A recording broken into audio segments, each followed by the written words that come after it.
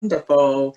Good evening, everyone. And most of you, I'm sure, would have been at the AGM. So it's really nice that so many of you have gathered back for this session. It's how populism has shaped campaigns and what lessons can we learn and what should we be aware of. And I think we're in for a great debate tonight. My name is Councillor Antoinnette Bramble. I'm the Deputy Mayor of the London Borough of Hackney. I'm also the Deputy Leader of the Local Government Association, one of the deputies. I am going to be your chair this evening, and we have a brilliant panel tonight. I want to thank you all for joining back. As I said, I also want to thank in advance all the team that's helped to make this event tonight successful for us and all of what they'll do throughout this evening. On the panel tonight, we have a really good lineup, and I'm delighted to have Susan Kerry, Ziya, Jyl, and Jennifer and Mike Buckley. And you're going to hear a bit more from all of them shortly. So just a bit about Christians on the Left. Today, they are hosting this event. If you weren't at the AGM and you're only joining the event now, you are absolutely welcome. Christians on the Left is a Labour Party affiliated group, and it's there basically to support, facilitate and network with Christians that are on the left that are engaged in politics. That is what they do, and they do that very well. Okay, I hear you. Yes, I'm biased because I'm a member. And it seeks to renew politics in the left and fight for social justice. And I think in the midst of the pandemic, you can see now more than ever the importance of fighting for justice in a way that actually we haven't seen so much before. So we're going to look at some interesting topics tonight, and we're going to look at what is populism. You know, what does God say about populism? Can we reclaim it? I hope that we get to explore populism in terms of European politics. I'm keen to hear what the panel says about that. So what I'm going to now do is I'm going to start with our panelist, and then we are going to engage with some Q&As. But as I said, you are in for a real treat. I'm going to ask every speaker to speak for about 6 minutes, and then I'll give you a 1-minute warning to wind down. So I would first like to welcome Susie. It's a real pleasure to have you. Susan. Thank you, Antoinette, and it's a pleasure to join you on the panel this evening. As I'm the first panelist to speak, I'll begin with a few thoughts on what populism is, and then I'd like to briefly suggest why Christians, irrespective of political affiliation, should take it seriously when European national populists use Christian rhetoric. So over the past few decades, populism has been on the rise in Europe. Examples of right-wing populists are relatively well known. For example, Marine Le Pen's Rassemblement National, the repackaged National Front.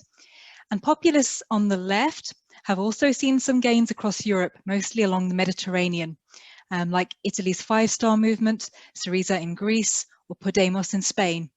And of course, you also have parties like Die Linke in Germany. Now that I mention these parties just after the infamous rebranded National Front may surprise or shock some of you. And that's because populism is commonly thought of as an ideology that only sits on one side of the political aisle. But it isn't an ideology. It's rather an antagonistic form or style of politics. Populism can be observed through several angles, and tonight I will highlight two. The first is a style of political messaging that relies on exclusionary rhetoric, and we'll call this the populist story. A second angle is to observe populism through social reality as experienced by real people. So starting with the populist story, it uses speech to create collective identities of us and them. And in the populist story then, the populist leader claims to represent the people, which is portrayed as a homogeneous group that is good, against unrepresentative and uncaring elites that exclude the people from power and dangerous others. To cite some examples, and other panelists will go on to discuss the US, I'm sure, but former President Trump largely won on promises like building a huge wall to literally separate the good American us from the Mexican them. And in Europe, scapegoats have ranged from refugees or immigrants to ethnic or religious minorities to bureaucrats or Eurocrats. Now, you could be listening to me and thinking, isn't this what many politicians from other parties, of course, do? They have their supporters and they blame others for social problems. Populist parties also evolve over time. And indeed, in some cases, mainstream politicians have warned against populism whilst using populist tactics themselves. In other cases, once in power, populist parties have sometimes changed tack. Perhaps a common misunderstanding is that populism is de facto anti-democratic, and this isn't necessarily the case. Take anti-corruption movements, for example. These can be a wake-up call that things need to change that can strengthen democracy. As populism is based upon a reaction to a particular status quo, it can react in ways that are democratically regressive or progressive, depending on the ideologies that characterize the populist. In the book I edited, Is God a Populist?, one author cites the early British Labour movement as a positive example of democratic populism, which sought to restore or enrich common life and the common good as opposed to the special interests of the few. Now, turning to social realities, today around a quarter of Europeans vote for what could be described as anti-democratic or authoritarian populist parties, and it's important to look at why this has come about. If it's only seen as a party political phenomenon, we miss the social realities that cause people to turn to such parties in the first place. Some authoritarian populists like Viktor Orban in Hungary have spoken of moving from liberal democracy towards illiberal democracy. Their preferred method of government is direct democracy. By that I mean governing by direct popular referenda over representative democracy. This may sound laudable at first, but when used by illiberal Democrats, it's a recipe for extreme forms of majoritarianism in which minority rights can only exist if the majority support them. By definition, and this is anti-pluralistic, and populism promises to recover democracy in the populist story by speaking for the people, but actually restricts it for anyone who disagrees with what the government claims to be the people's will.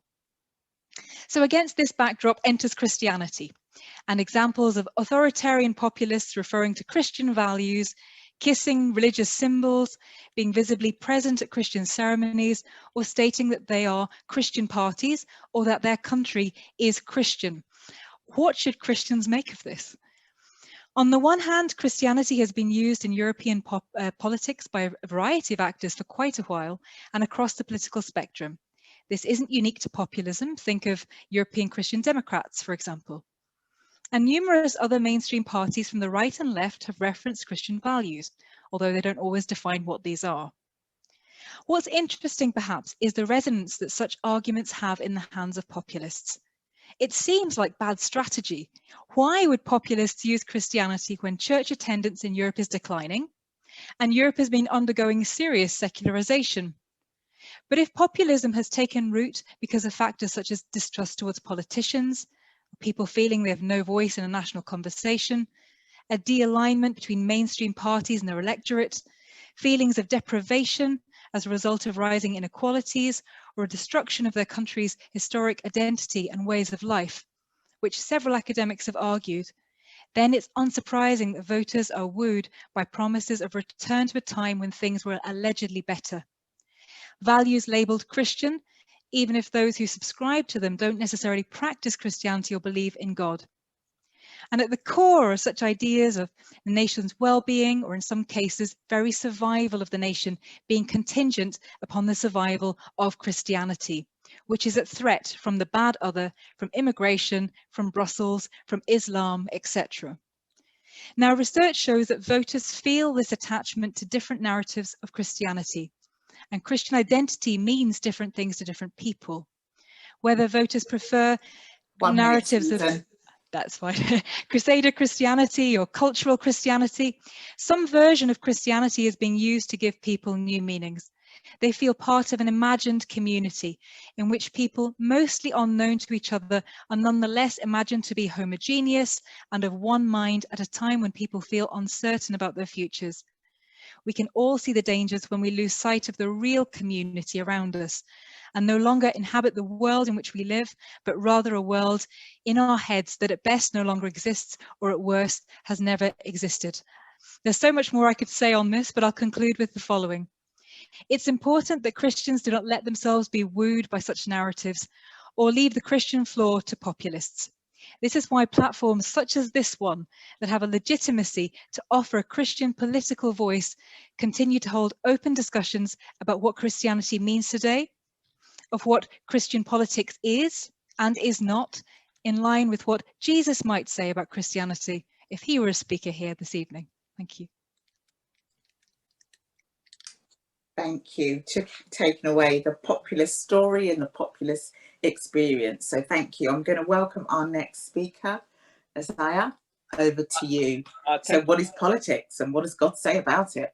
Yeah, thank you so much, Antoinette. Look, I think I'm so glad that you actually gave Susan the first microphone, because she did a brilliant job. So if we drop out the rest of the video, I'm sure there'll be a well conversation already. The challenge that I defend policy analysis is my work and my focus. It's very difficult to define populism, right? And there's so many ways of approaching it. Is it positive? Is it negative? And who means what by it? But I do like the way that actually Susan captured that, which is about a kind of politics, a communicational politics, and calling of a lot of grievances that people have against an imagined elite that seems to be denying them, or the other that is always the troublemaker. But again, a lot of these are quite fundamental to politics as we know it.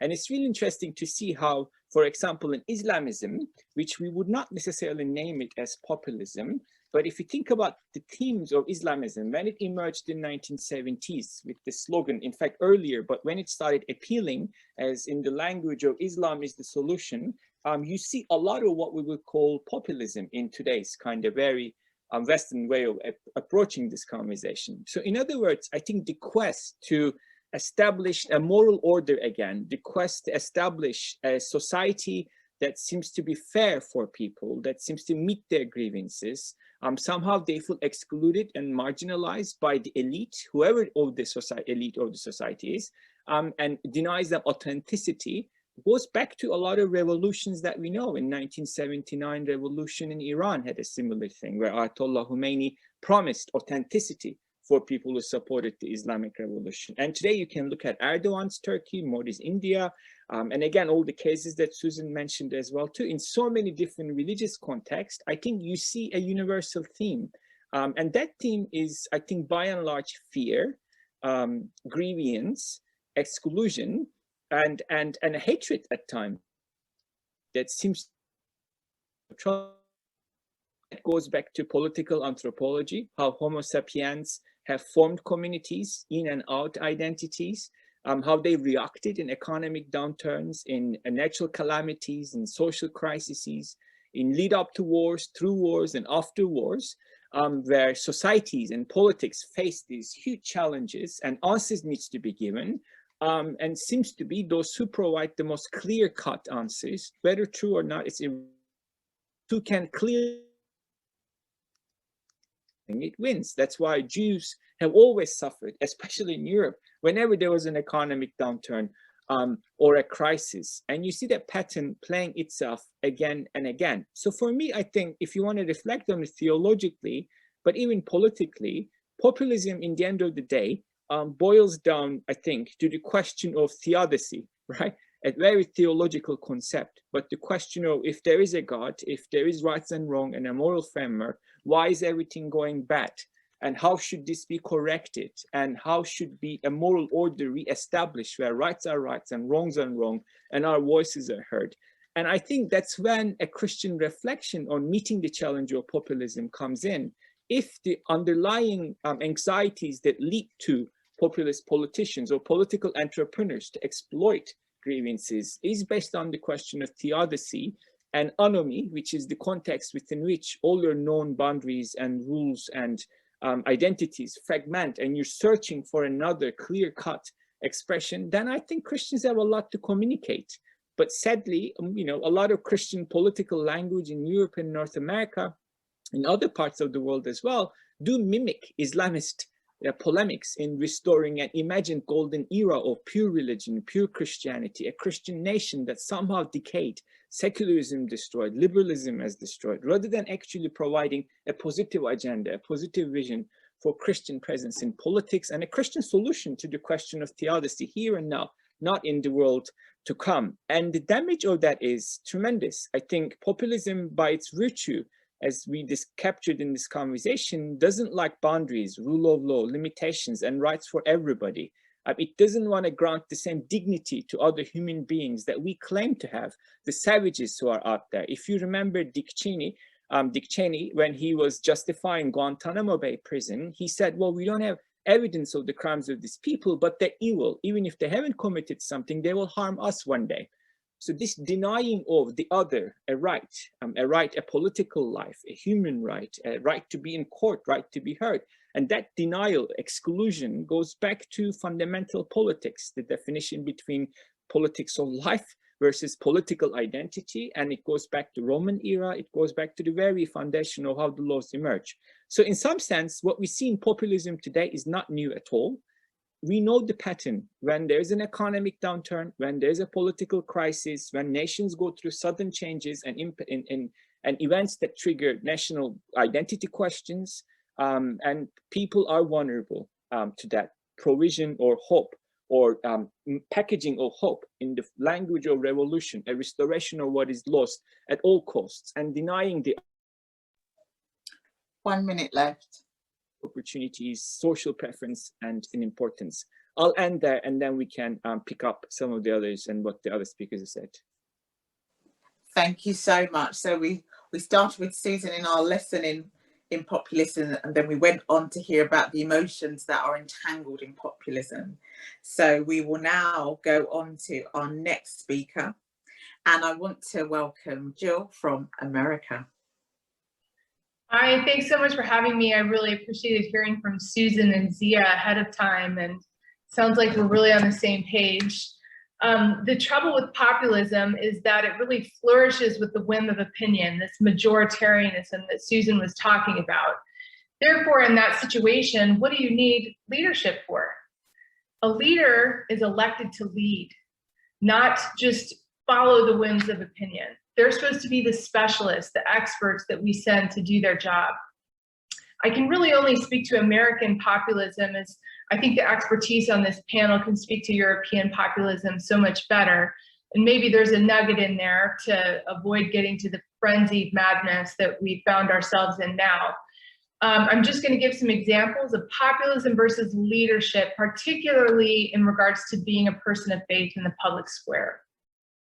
In the US, we have this exclusionary populism that is natural for Christian nationalism, where one group can very much feel like the pure people versus the corrupted elite.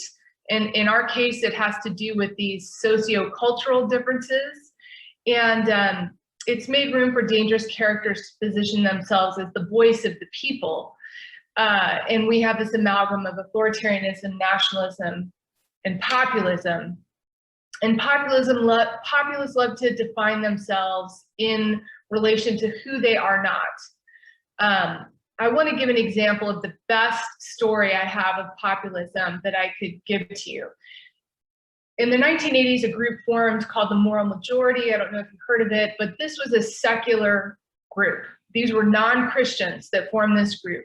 They were brilliant strategists. They said, let's research the demographics of the United States. And 80% of the country identifies as Christian. It was even more back then, 35% as evangelicals. How do we target that group instead of just the business first group that characterized Republicans? And they said, secular strategists, let's use abortion. At the time in the Southern Baptist Convention, in their list of issues, they were for abortion. At the time, Jimmy Carter was president. He was very much an evangelical. To be Christian was to be Democrat. So a story of how this played out personally, my dad was a United States congressman from Ohio. He voted with the Moral Majority on a significant amount of their issues. There was like 10 issues they had. To be a Christian, you vote for these things. And he voted with them on maybe 5 of them. For example, he's a Democrat. He was pro-life.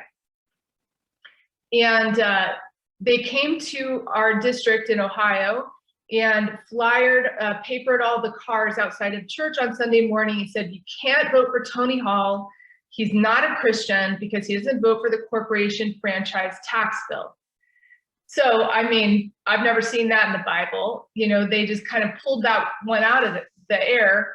And over time, there's been this 40 years of conditioning targeting the church that's been very effective. And what's happened is, to be Christian is to be a Republican. People very much believe that here, if they're white evangelicals. And it's not true. The US has plenty of Democrats who are Christians. For example, President Biden. President Biden is very much a person of faith. I had the opportunity to be on his faith-based advisory team during the election. For example, he would have a person on his staff of faith get a devotion from someone in the country once a week and include it in his weekly briefing file. And he used that for his personal devotions. Now, that was not publicized.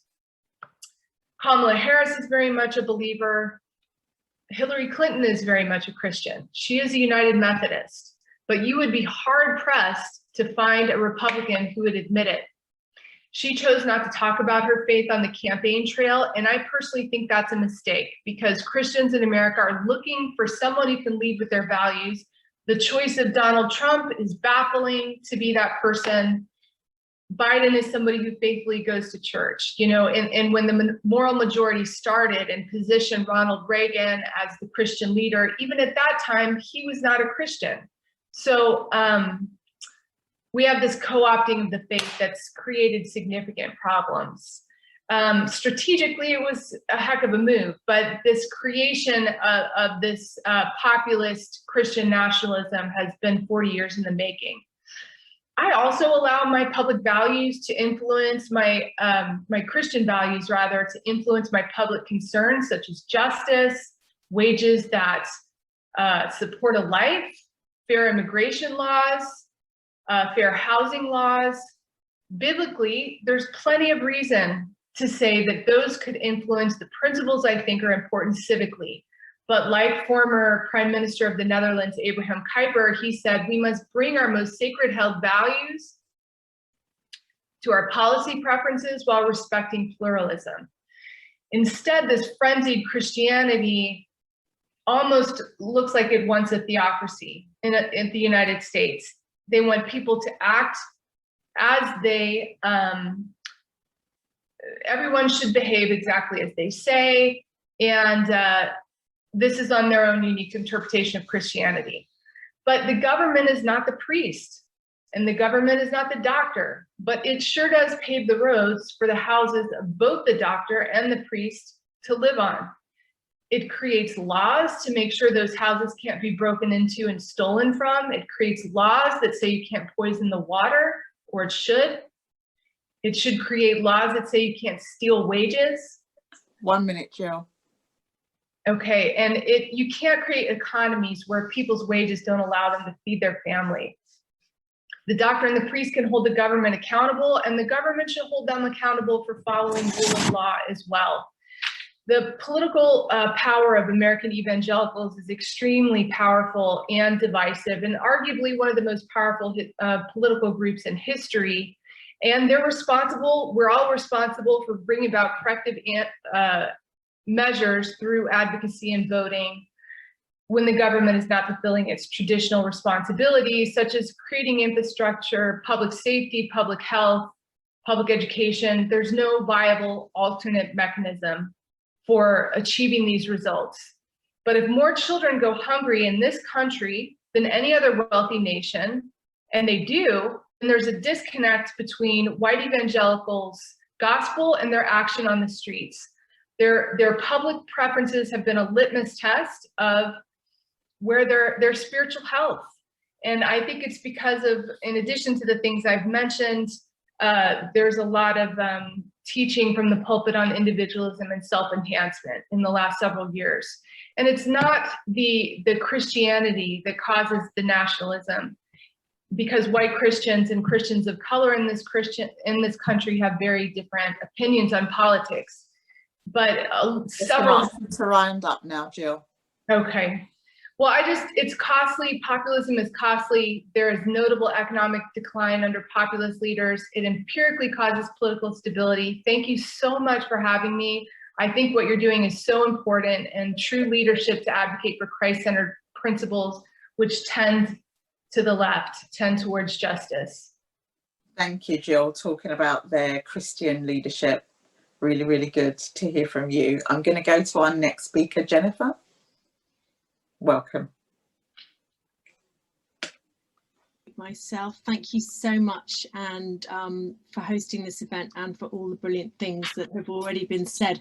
I thought I'd start with a couple of anecdotes. So I now run a small think tank called Compassion in Politics, which tries to promote compassion, and we grew up and we were founded in response to the current wave of populism.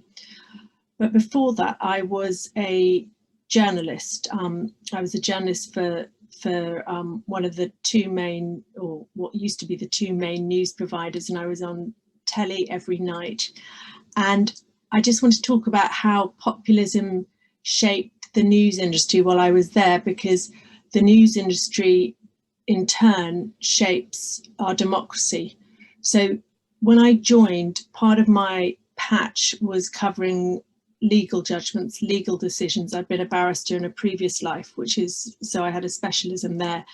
And when I started reporting for this nightly news programme, we only covered court cases when they had issues of public interest, or they were going to reach the House of Lords because they had a nutty question and they were going to lead to a change in the law. There was something significant about them. When I left, we only covered court cases that had a salacious element to them, that were full of human interest, and it really had become entertainment. So we were only able to talk about legal cases if we could also find something that would keep the viewers' interest. I was discouraged not to use the word poverty because viewers would turn off if they heard that while they were eating at dinner, something that I didn't obey. And the survival of these news programs depended on eyeballs, and as the marketization of news happened. So we now have a news organization, a news coverage and a media that is based on Punch and Judy politics, is based on entertaining to retain viewers. And that has huge problems for how our democracy functions, because if you don't know what the truth is, you just know what's titillating or interesting, then you can't make informed decisions. And I'm just going to run through a few other thoughts that I had when I was asked to speak. So the other is that populism doesn't just involve an assault on those we deem others. As Susan so powerfully said, it isn't just those that we other that are attacked by it. It's also fundamental constituents of public life. For example, the pursuit of truth as a shared goal, the social contract. And that's because populism is founded on a lie that life is simple and made up of binary truths, which are good, bad, right, wrong. It's as if we were in some old-fashioned Western movie where you could tell who the goodies were and who the baddies were by the colour of their hats. And populism plays to that childlike desire to live in a simple world where you just have people who are good and you just have people who are bad, and you're on the side of the goodies. So that means that you have virtue on your side. And it thrives on this lie that things aren't complicated and things aren't nuanced. And of course, most political issues are incredibly complicated. Things like solving poverty, there are people across the House with very divergent ideologies who are all interested in solving poverty. But once the situation becomes binary, it's impossible to have a proper conversation. So nuance and complication are seen as elitist, as is expertise. We've had a slight revival, thanks to COVID, of trusting experts, but we were in steady decline up until that moment. And what happens in the absence of facts and experts is that we get bad policies. Populism makes for bad policy decisions. For example, prisons. We know that prison doesn't work. We know that sending more and more people to prison doesn't work. We know that locking people up for longer and longer doesn't work. We also know that it's a terrible waste of economic resources to keep people locked up in jail rather than actually working with them in the community to overcome the causes of their offending. And yet, you know, we have populism even before, you know, we have Johnson and Trump, because politicians have increasingly started making their policies with an eye on what the mob wants and pandering to our lower selves rather than our higher selves. And it's really, that implication is really frightening. It makes it, for example, impossible to tackle climate change. You know, we just have to look at the Cumbrian coal mine.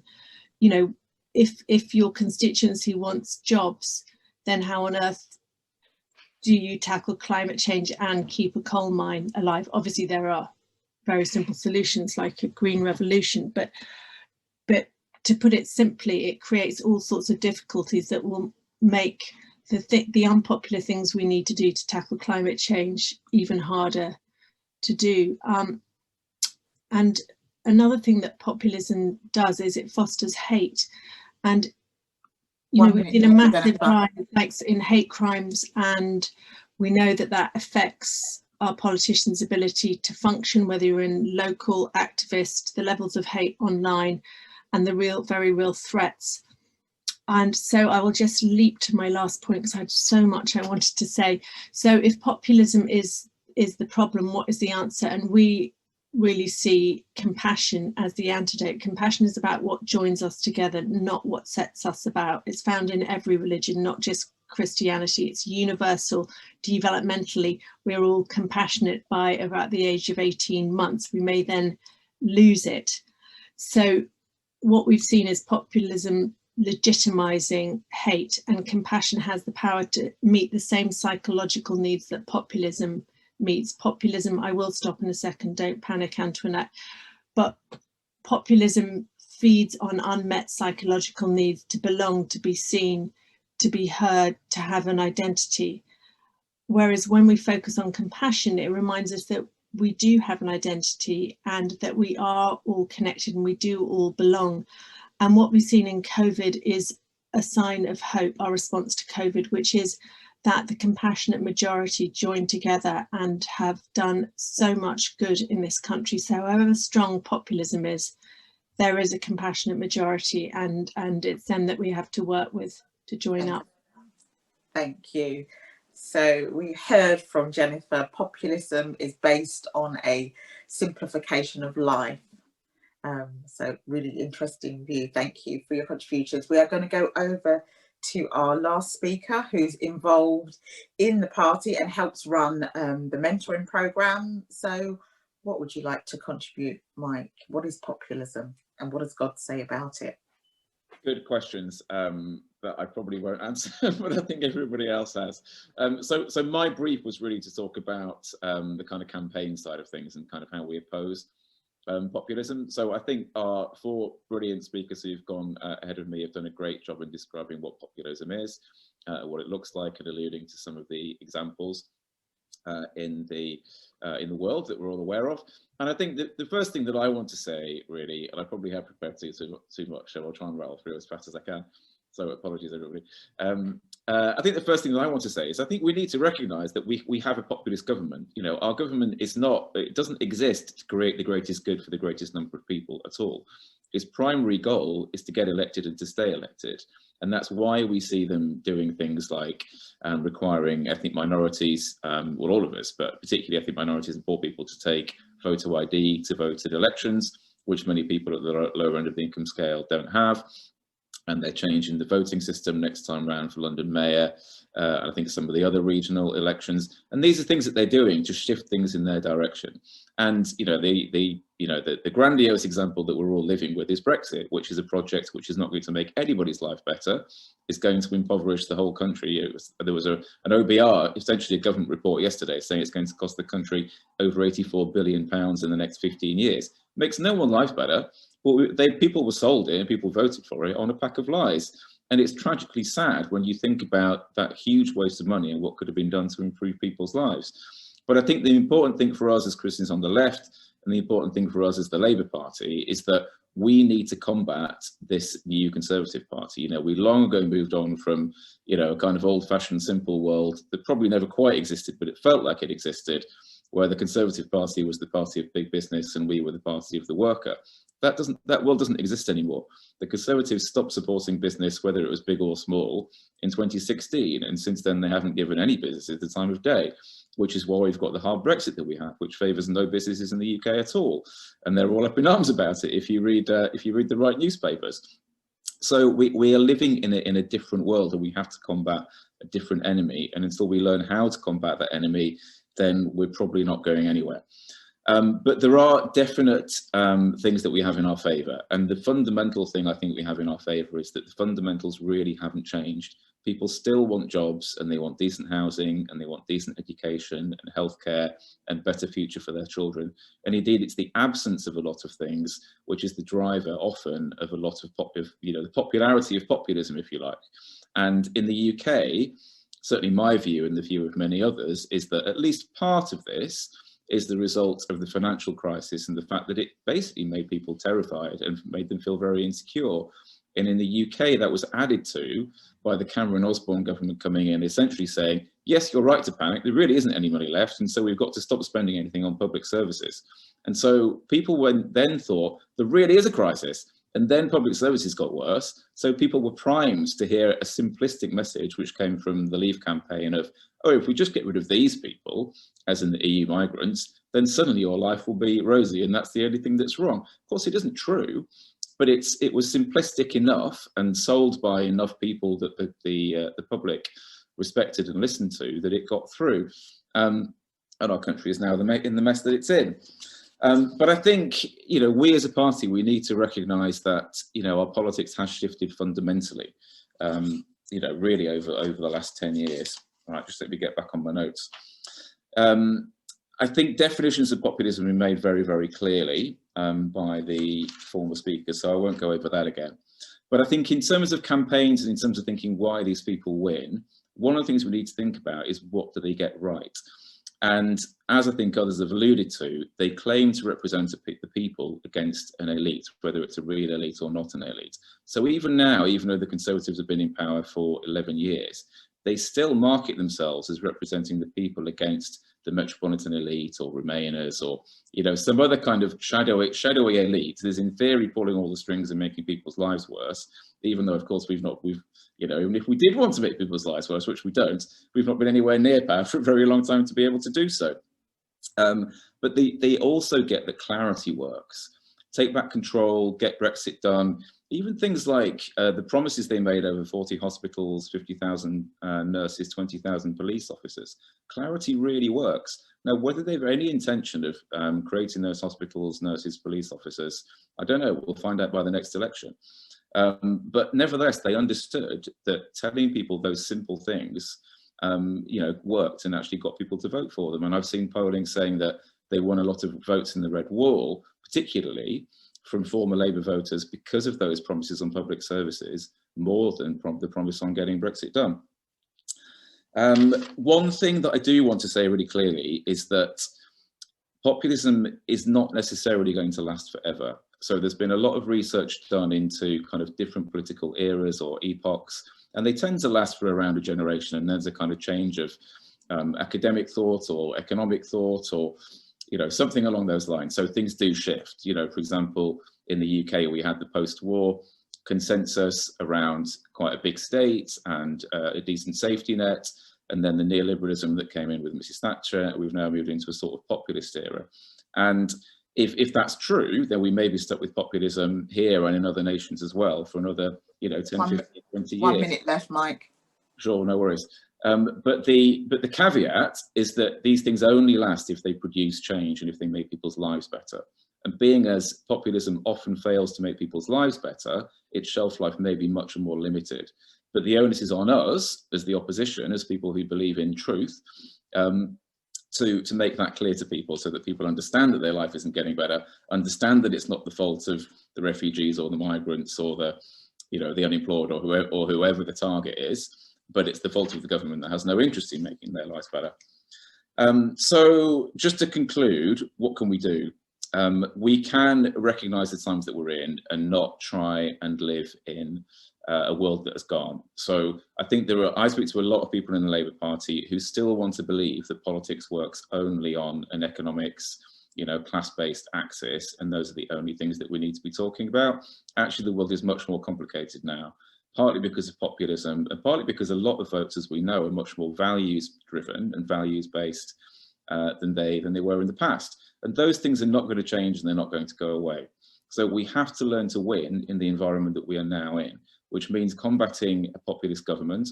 It means having a very strong offer on public services and on security and on jobs and housing and healthcare, just as we always have in the past.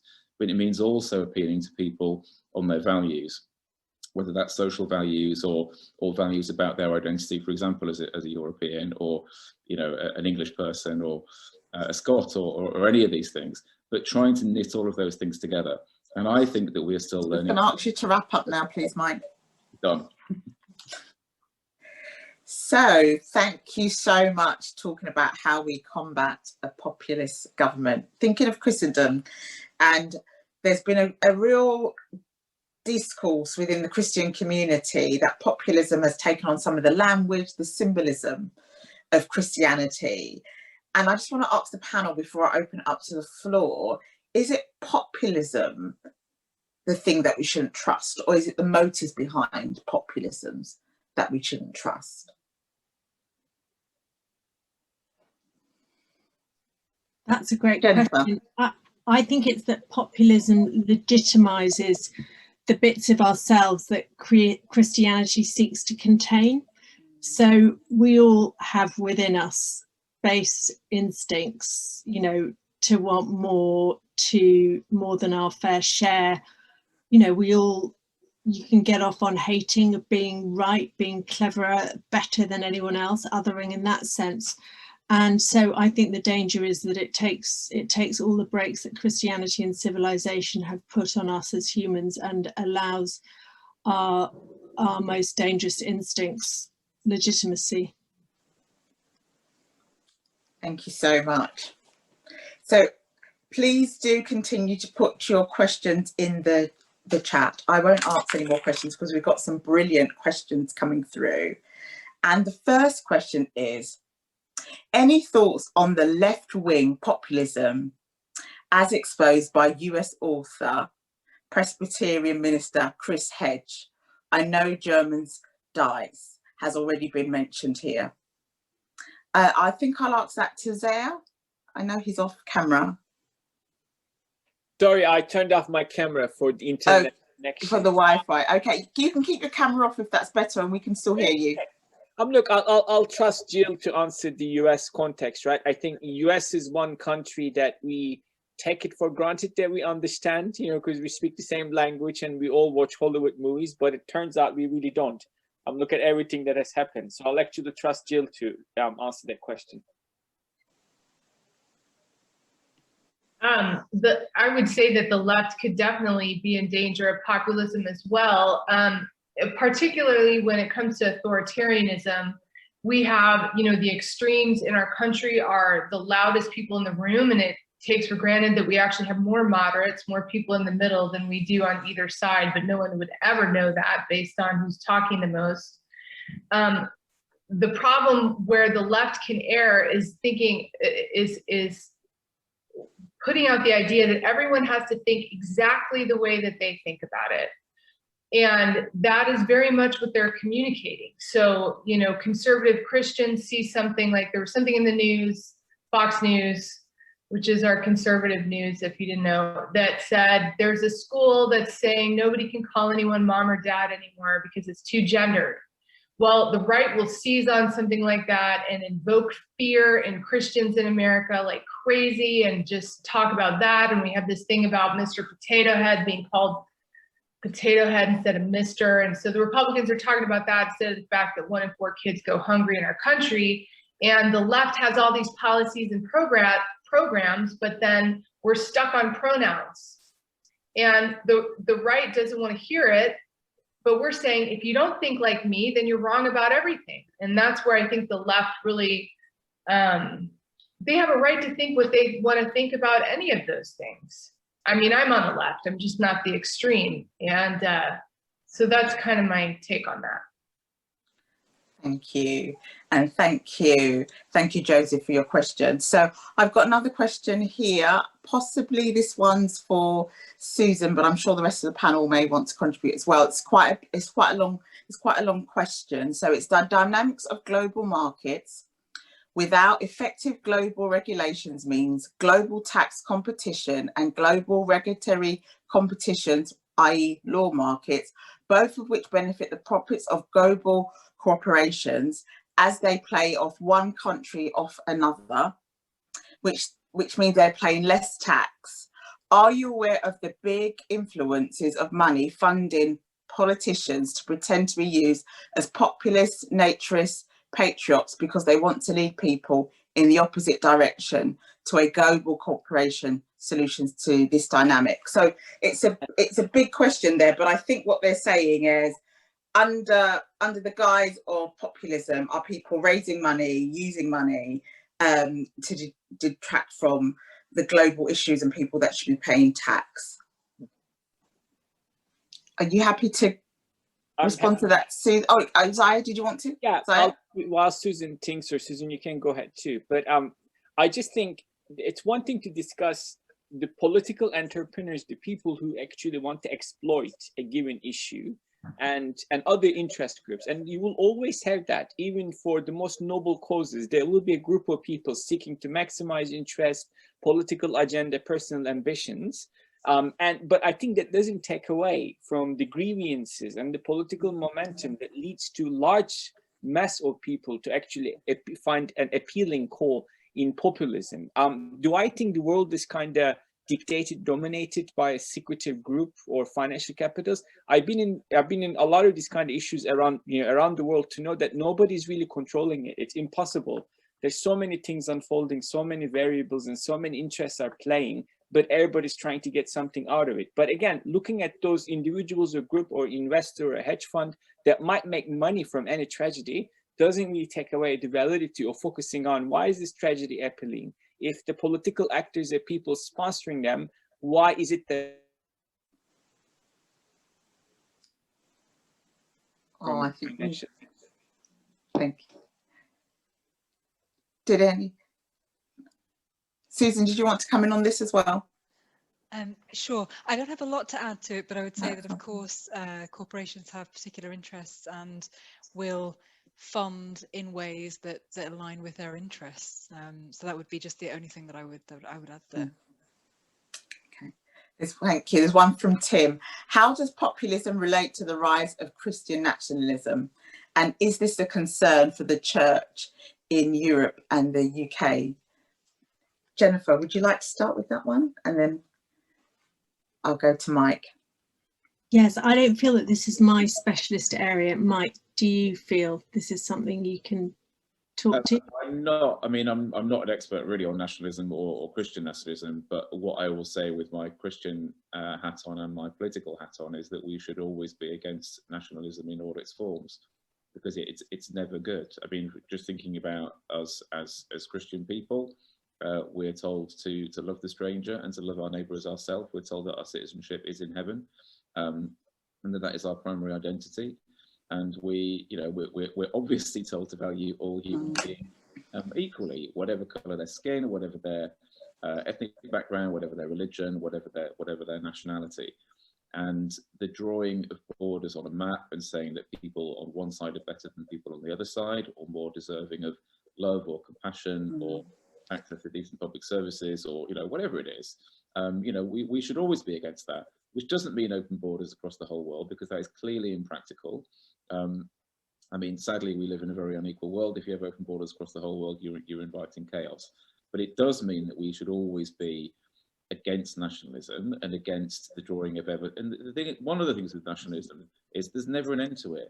You draw smaller and smaller and smaller borders, because within the border, people's lives never get as good as those people want them to get, and so there's always a problem with the other.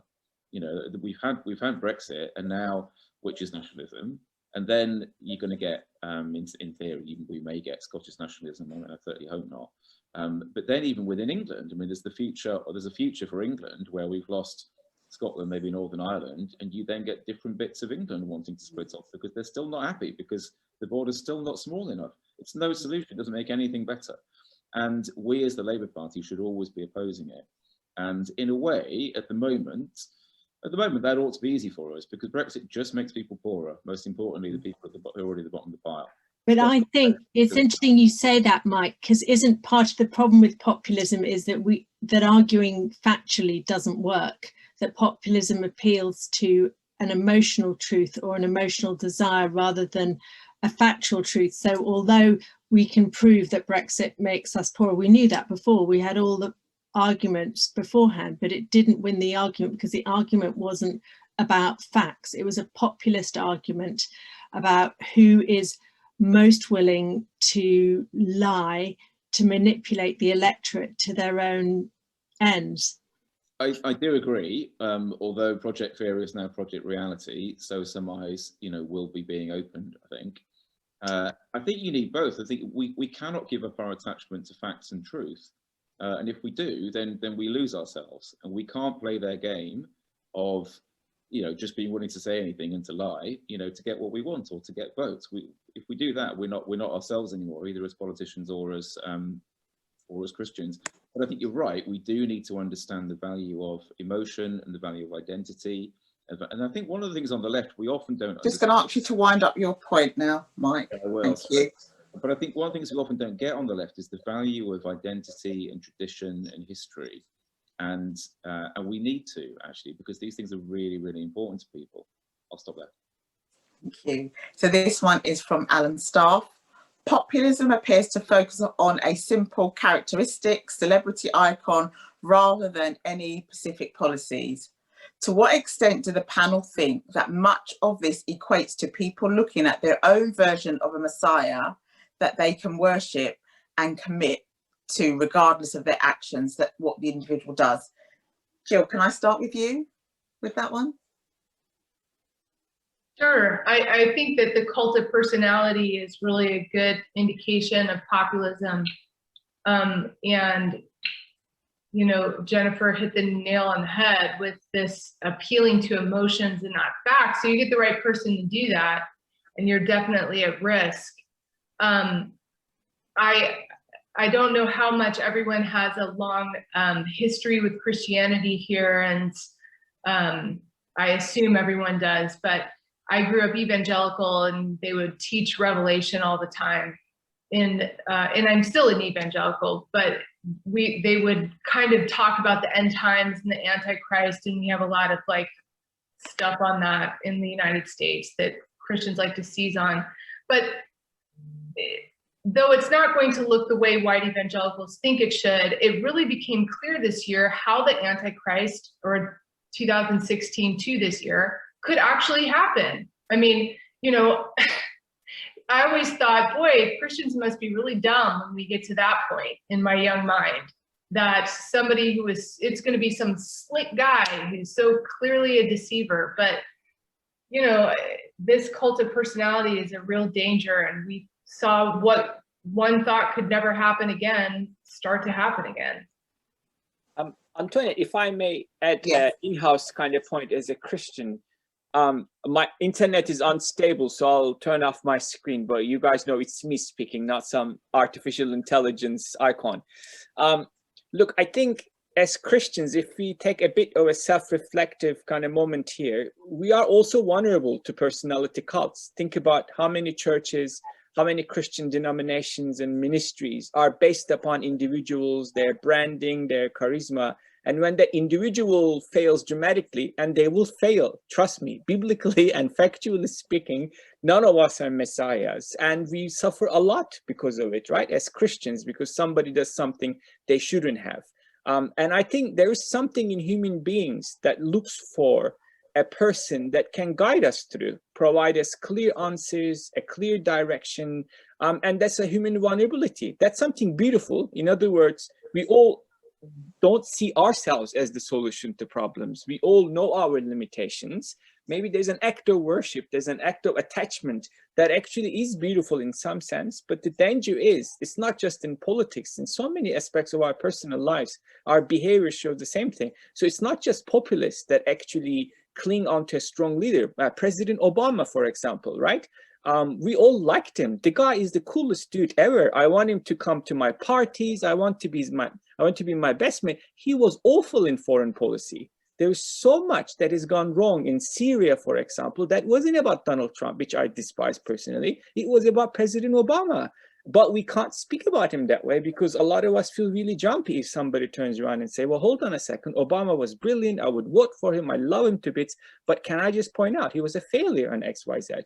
But we really struggle with that. So I think what we transfer onto politics is a very basic behavior that, spiritually speaking, as Christians, we even see among ourselves in churches and our attachment to ministries. Like if I criticize a particular preacher, a particular Christian denomination, which I did, I will not name a particular famous church, which I did challenge a while ago, how they were raising a generation of young people on an emotional hype with not much meat and not much actually thinking. I got stoned, which is really funny. I was like, wow, that's what I get in discussions in Middle East and Africa and Asia with other religions. Wow, gosh, I got the same reaction in London by criticizing simply very gently a problem about a particular famous author. But anyway, I'll end there. And can I say something? Sorry, Susan, go. No, go ahead. You go first. I was just going to say that you know, on the left in politics, we can do that same worship thing, and we can make someone a messiah, and we can be completely unwilling to allow anyone to say the truth or to say it's complicated, and that is a tyranny as well. Whenever we're unable to speak the truth, we're in danger. Sorry, Susan. No, I'll follow on actually just from what you said. On the left there, I think of Hugo Chavez, of course, in Venezuela, and when he was alive, of course, he was running missions. So I think a very Christian term, missions. He would speak about, you know, his body, his blood, you know, using these kind of biblical terms. And I think as Christians, we can often be very prone to populism. If we think of the way that we look at the world, often we use dichotomy. The Bible uses a lot of dichotomy, good and evil, day or night. You know, we're really prone to this type of language that populists use then to do us and them. And I think I couldn't agree more with what Mike was saying before, just that, you know, Christian nationalism is a complete oxymoron. If you think about the nationalist promise to place their people's interests first, you know, we're forgetting that, of course, you know, the nation's citizens are actually part of humankind, and we share a common earth. And we see this with COVID. It's really important that we cooperate across borders, for example, but also in areas of human rights and other. I could add a lot more, but I'll stop there. And also just that Jesus's teachings are so complex. You know, let he who is without sin cast the first stone. I mean, how amazing is that? And yet populism doesn't allow any of that self-reflection, and that's another aspect that is missing from populism. Our next question is, how do we strengthen the spine of our church leadership to speak out about populism using faith and not docking as soon as the pressure is put on them? So where does Christianity in truth stand in populism, and what should that look like from our leaders?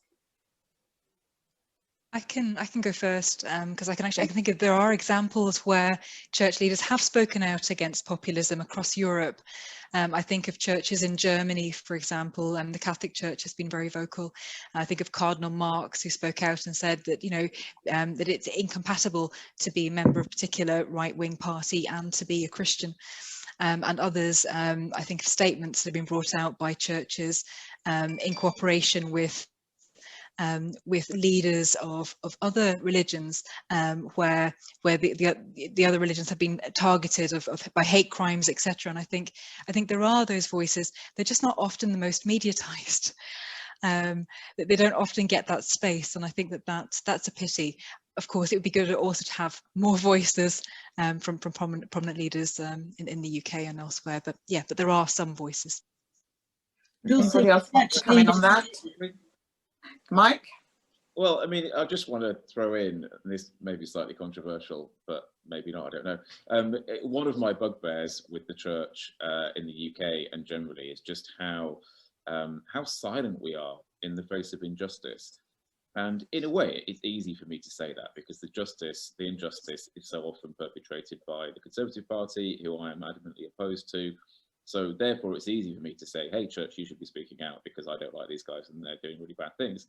But at the same time, they are doing really bad things, you know, and they've transformed not only lots of lives for the worse over the last 10 years, they've transformed our discourse, our sense of self as a nation, you know, and increasingly they're now damaging our international reputation as well. So I do think that the church ought to be speaking out more. But we have this silly situation where so many church leaders think, oh, I can't possibly be political, that's not my job. And I just think, if you read the Bible, it's literally the most political document ever written in the entire history of humankind. Yeah. I mean, obviously, Mike is in politics, I'm not. So I'm going to go another direction, which is, look, if you look at 20th century, apartheid in South Africa, we all want to remember Desmond Tutu, right? And as a Christian leader leading into reconciliation, you don't want to remember the other churches that backed apartheid. We talk about slavery, we want to talk about William Wilberforce, brilliant. And that's very true. Christians in the UK played a substantial role in ending of slavery, but you don't want to talk about so many churches in North America, even in England, we're okay with slavery, we're promoting it. In fact, some of the slave outposts in Africa, outposts in Ghana, if you go there, there's a chapel in the middle of a slave capturing and shipping outpost. There's a Portuguese chapel. So how could you actually bring Christ in the slavery trade and worship that it happened?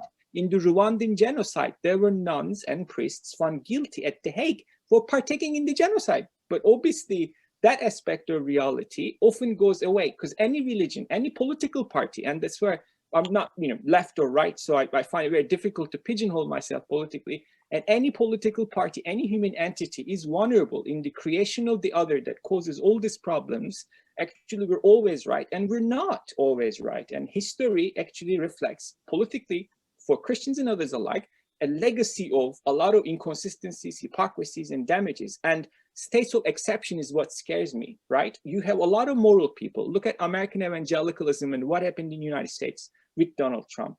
A lot of Bible reading, lovely people, yeah, they won't harm anybody. They uphold all the laws, a bit like the Pharisees in the New Testament, but they suspended all of their theology, all of their standards in supporting Trump because it provided X, Y, Z. What scares me is exactly that. How is a lovely person, a lovely Christian, all of a sudden turns against their neighbor, partake in genocide? Look at what happened in Holocaust. It's extremely easy to talk about Hitler because it kind of fits the narrative. One man leads millions of people. No, you need millions of people to kill 6 million Jews in Europe, right? And the legacy, the truth of that has not disappeared. It comes back again and again. So where is the moral vision in our politics beyond party politics? Right? So left is right, right is wrong. From a researcher perspective, who's been in defense and security world, I documented a lot of the conflicts in Middle East and Africa, and I observed in our country and how we respond to some of this, from ISIS to all of these threats. What I see is something a lot more petrifying. The possibility of a war again in the world that is quite large is very real, by the way. And when that happens, if that happens, it's not going to be based upon which party is better than the other moral, which one has the moral backbone to stand up to say, let's solve these problems, right? As a nation, let's be a positive force. And that might come from left, that might come from right, but the urge to provide a radical solution should scare all of us, because in history, anybody who provided that we are right and the other is wrong, and here's the clear solution, has led us astray substantially and very damagingly. I'll end my sermon tonight. I feel like I'm in a... I'm just going to pause. So that was perfect timing. It isn't just that, is it? It's that, you know, we all march with our banners saying that we want bridges rather than walls. But how do we build bridges? You know, saying that we hate the other because of their politics and the evil they're doing doesn't actually progress us anywhere. It just leaves us in a tug of war, a binary right, wrong. You know, we'll win this election, you'll win the next one. We have to, if we want to reunite this country, we have to find a way of parking our own dislike and overcoming it so that we really can reach out to the other and allow that other to exist. However, you know, whatever our judgmental part of ourselves thinks wants to think about them, because so often when we're judging, we're really just buoying ourselves up. We're just telling ourselves we know best. So there's one again about leadership. I think I'll start with, thank you. I'll start with Jyl on this one. It's from Andrew Chandler. It says, Jesus was critical of the Jewish leadership, the freedom fighters and the Roman rulers. Was he a populist? How do we seek to challenge the world's view of leadership, authority and freedom today? Jesus was a great example of somebody who wasn't pandering to people, you know, particularly in the way that he addressed the leadership. And we find ourselves in the States in a very similar situation. Jesus didn't say what was popular, and he was, you know, incarnated into a political life. You know, to say that Jesus wasn't political is a serious disconnect from understanding even just the tax policy back then. He was speaking to a religious class that was exempt, much like we have in America, and saying, what are you using your political power for? Are you going to help the marginalized? Are you going to fight for justice? Or are you fighting for yourselves? And here we are again. So maybe it's going to take a lot more truly Christ-centered leaders of faith to continue shouting from the mountaintops to get things to change. And I really think and believe in the minority church in America to be in that position. I just think there's something profound about politics, people and perception. And I don't think that Christianity and politics have to be separate. If you go back in biblical times, which we've been talking about, you know, kings and queens were anointed by God. So how in this new age do we bring back political politics in the public square? If I can just quickly say one sentence, a UK theologian I like so much, Christopher Wright, said, if you would go back to Jesus' time and say, Jesus wasn't political, was he? That people would give you an incomprehending stare, just how political everything he went through was. You know, it's a false separation of the sacred from the secular to say otherwise. And just saying to the panel, that was my question, if you could indulge me. It always makes me just despair as well when you hear how Americans view socialism, because for me, Jesus was a socialist, pure and simple. It was a really radical political figure, and yet you have the right-wing church embracing at their heart someone who was a socialist, the most terrible thing you can be in certain American circles. But look, if I look at the European church and North American church, now Middle Eastern church as well as Asian church and all the different entities I engage with, I think there's a crisis of political theology, right? People have moral theology sorted, what is right, what is wrong, you know, but they haven't sorted how that faith relates to the public space. So Abraham Kuyper, which I think Jyl, you cited, made a lot of sense in his context in Europe and North American politics, in today's political realities within this globalized world, and with left and right being really elusive terms and so many things unfolding that doesn't fit that. We do need new political theologies that actually are able to say, here are Christian values that are timeless. You can never go away from taking care of the poor, the needy, justice and fairness for all. How this is going to look like is going to be dramatically different in 1920s and 1950s and 810 and 2050, by the way, or 2070. So how do we encourage a new political theology where Christians in the UK today are able to move on from the toxic identity politics that have tried to capture Christian vote, like in the United States, as you said, everybody thinks it's Republican or Tea Party genre, but it's actually not. But how do we move on from that? And you create a political theology in the United Kingdom that is resilient towards political entrepreneurs, grabbing Christian faith to say, you can only vote for our party because we're the only ones that are moral, because we provide this. That is against Christian faith in so many ways. How do we keep those parties accountable? And how do we enable a generation of Christian voices in the UK that goes beyond partisanship and identity politics and say, here are the rights that we can never give up. We can't marginalize the migrants, asylum seekers, the vulnerable. We have to stand up on gender, in other words, not gender violence, male violence towards the woman. We got to address question of race. We've got to engage with the legacy of colonialism, but we have to do it in a way that doesn't give birth to identity politics and us and them. We have to do it in a way that provides a positive theology, a positive vision for everybody. And that is, I think, where you see in UK a lot of melancholy in Christian circles too, or good old days when it was a Christian nation. You know, you can debate that ad nauseum, whether there was a pure moment in Britain where it was a Christian nation. You can look at European history. I hope it wasn't a Christian continent, because there's so much sins you have to own. You can look at North America, United States. I hope it's not named as a Christian nation. There's so many sins to own under that banner.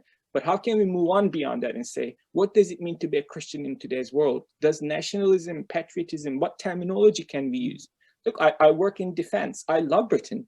I love contributing to its stability and security and defense. But every day I have to have a theology that says, here is my limits as a Christian. I can support, I can enable, I can uphold our defense and security, contribute to it, but there are certain boundaries. If our defense goes a particular way, I will be the loudest critic of it. Thankfully, I didn't have to. Or I'm just going to ask you to wind up your point. Sure. But I think helping people to have that political theology where they see being a civil servant, being a party member, being an author, being a journalist in the public space as their Christian vocation, we're missing that substantially in the UK at the moment.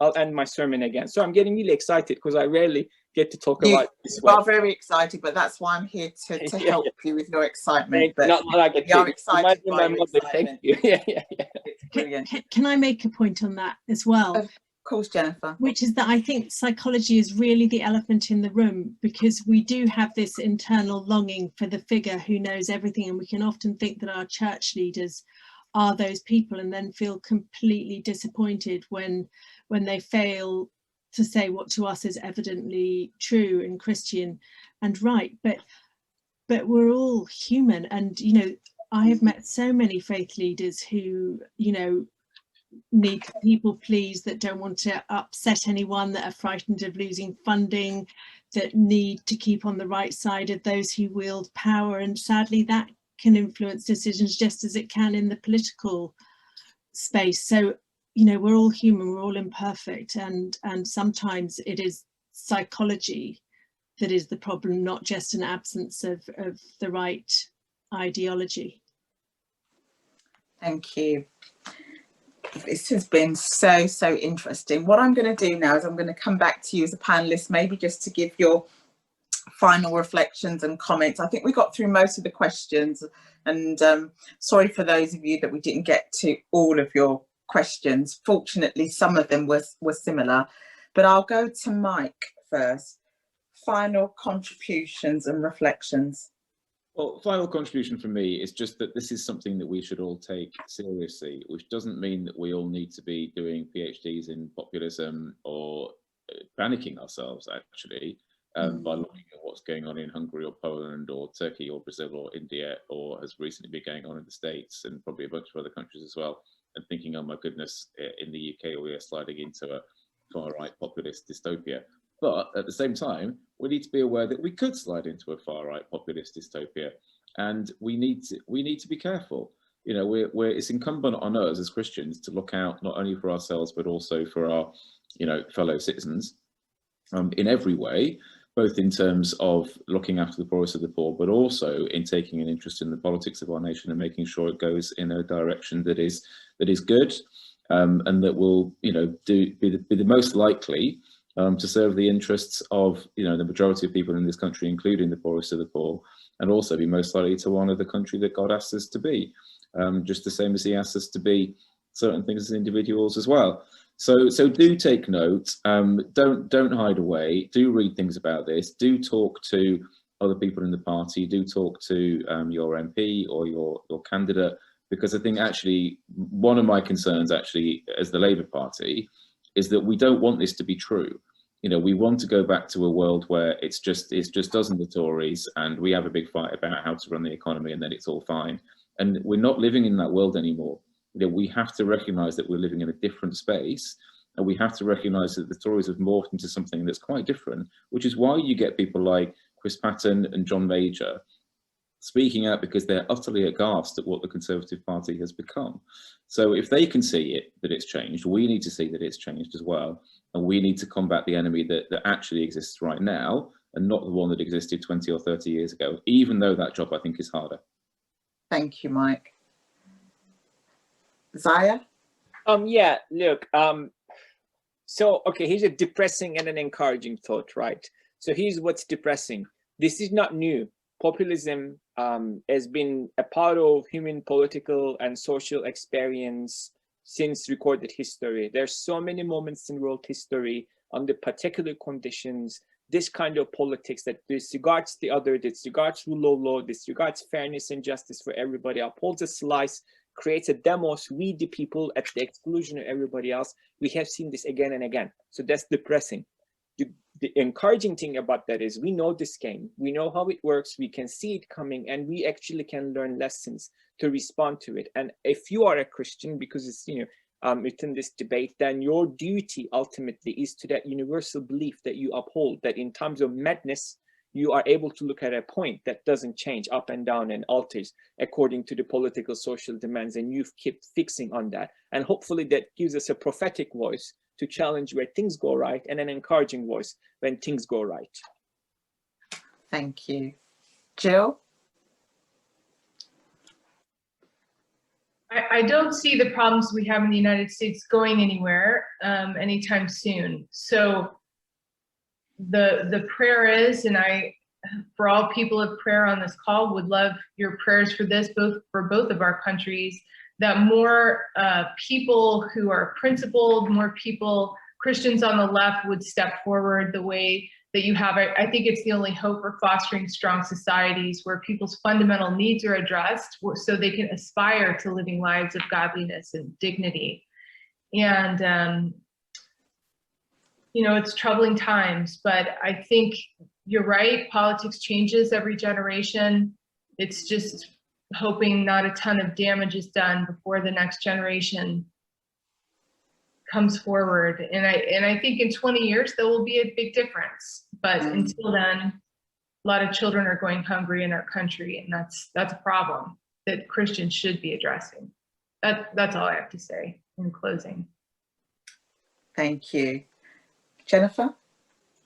I agree with Mike that we're at a really dangerous moment, and you just have to look at the bill that was passed yesterday restricting our right to protest and to stand up for the truth.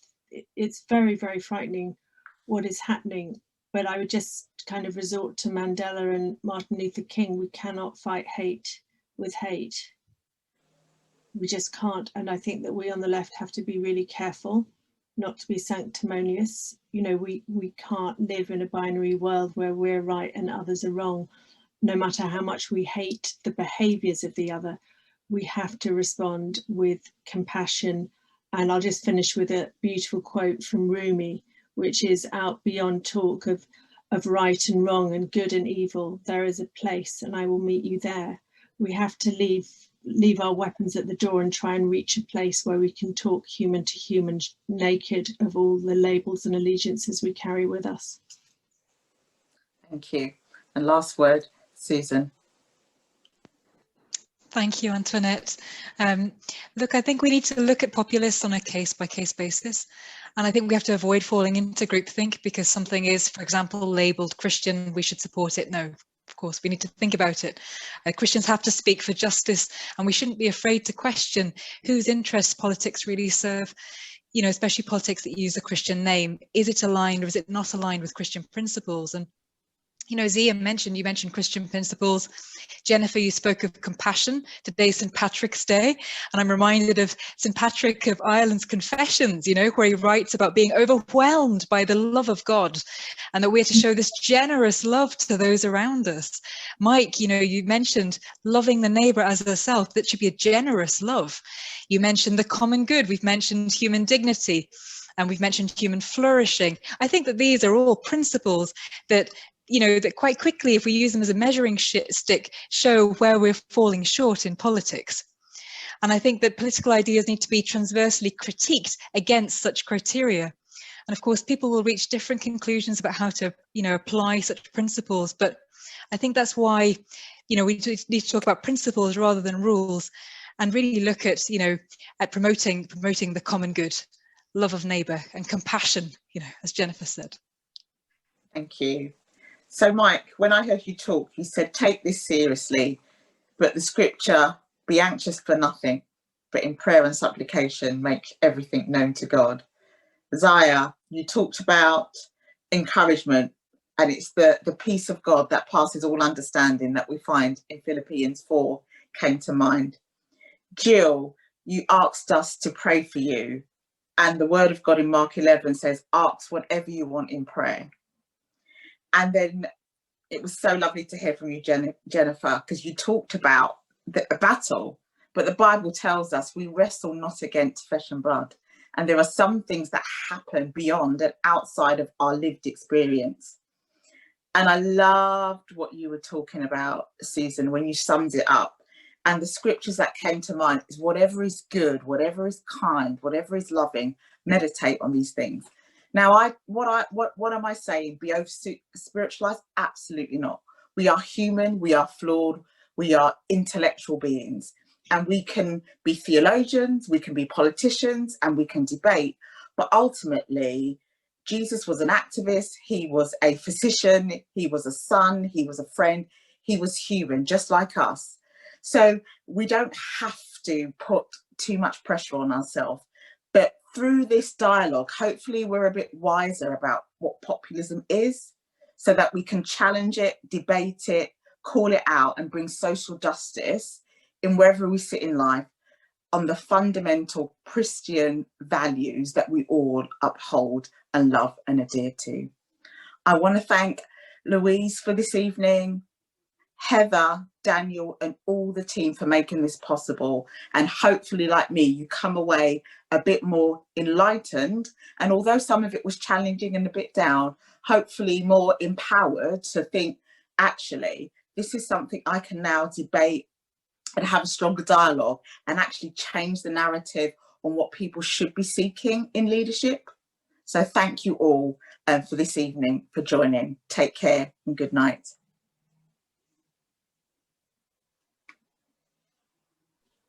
That was lovely, Antoinette. Oh, my pleasure, Jen. And thank you for my brilliant panel. Amazing, all of you.